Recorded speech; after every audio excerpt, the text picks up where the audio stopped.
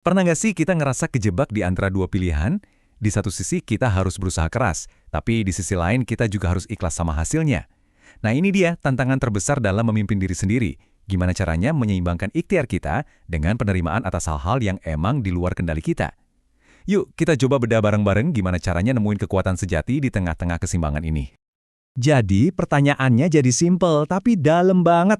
Gimana caranya kita bisa punya hati yang tenang menerima takdir, tapi di saat yang bersamaan semangat kita buat berusaha itu tetap menyala-nyala dan tegas? Ini tuh bukan pertanyaan baru loh, ini adalah kebijaksanaan kuno yang relevan banget buat kita semua, nasihat yang bahkan terus diulang oleh para pemimpin dunia. Jawabannya ternyata nggak serumit yang kita bayangkan. Kunci buat memecahkan paradoks antara ketenangan dan keberanian ini ternyata ada di pemahaman kita soal dua prinsip yang saling melengkapi. Kalau dua prinsip ini digabung, wah bisa menciptakan keseimbangan yang luar biasa dalam hidup.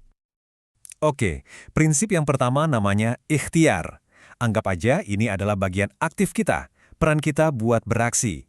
Ini adalah wilayah di mana kita ngerahin semua usaha, semua keberanian, dan semua tekad kita buat bikin perubahan. Pokoknya, disinilah area kita buat gaspol. Nah, pasangan dari ikhtiar adalah tawakal. Kalau tadi bagian kita beraksi, sekarang giliran sisi spiritual kita yang main. Setelah kita benar-benar berusaha semaksimal mungkin, tawakal adalah soal kepercayaan mutlak menyerahkan hasil akhirnya kepada Tuhan. Jadi catat ya, ini bukan pasrah sebelum berjuang, tapi ini adalah percaya setelah berjuang habis-habisan. Dan yang perlu kita garis bawahi banget di sini adalah ketenangan yang dalam itu, yang kita cari-cari, itu bukan cuma hasil dari kita mikir positif atau meditasi aja.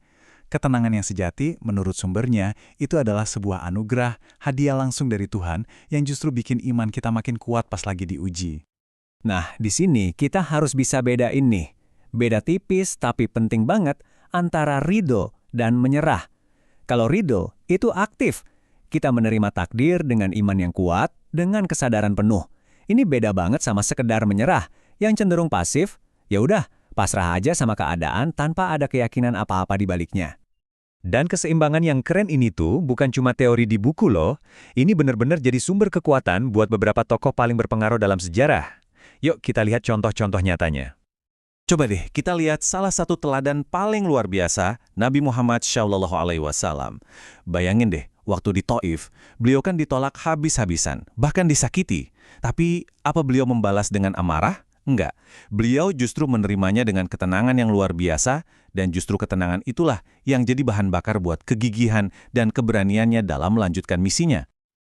Oke, sekarang kita lompat ke era yang lebih modern. Ada sosok inspiratif namanya Abdul Sattar Eddy, seorang filantropis hebat dari Pakistan.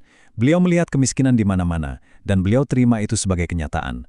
Tapi beliau nggak cuma diam, beliau fokus sama apa yang bisa beliau lakukan, yaitu menyelamatkan satu nyawa, lalu satu nyawa lagi, dan lagi.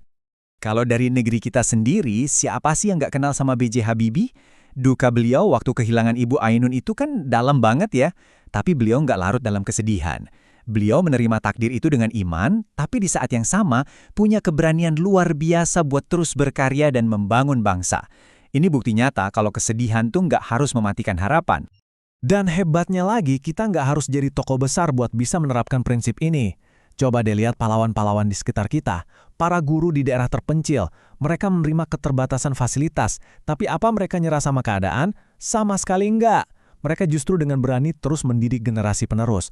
Mereka nggak nunggu semuanya sempurna buat berbuat baik.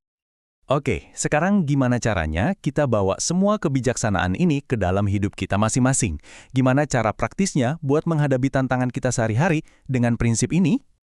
Ada satu hadis yang merangkum mindsetnya dengan sempurna banget. Intinya tuh, selalu ada kebaikan di setiap situasi. Kalau kita dapat kesenangan, ya kita bersyukur. Kalau kita ditimpa kesusahan, ya kita bersabar. Pola pikir inilah inti dari semua yang kita bahas. Jadi, kalau mau disederhanain, ada 3 langkah praktis yang bisa kita ingat. 1. Terima dengan lapang dada hal-hal yang emang nggak bisa kita ubah. 2. Kerahkan semua energi dan keberanian kita pada apa yang bisa kita usahakan. Dan yang ketiga, setelah itu semua, percaya deh sama hasil akhirnya. Dan inilah takeaway utamanya.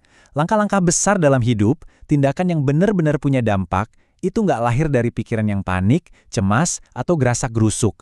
Justru sebaliknya, tindakan besar lahir dari hati yang tenang. hati yang sudah berdamai dengan takdir dan fokus pada ikhtiar. Sebagai penguat kita semua, ada satu ayat yang indah banget. Ini jadi semacam pengingat pamungkas bahwa setelah kita berusaha sekuat tenaga, ada sandaran terbaik tempat kita menaruh seluruh kepercayaan dan harapan kita. Nah, sebagai penutup, saya mau tinggalkan satu pertanyaan untuk kita renungkan. Coba tanyakan ke diri kita sendiri, dengan hati yang tenang, kira-kira langkah besar apa sih dalam hidup yang selama ini tertunda, yang sekarang siap untuk kita ambil? Potensi apa yang bakal terbuka saat keberanian kita lahir dari ketenangan?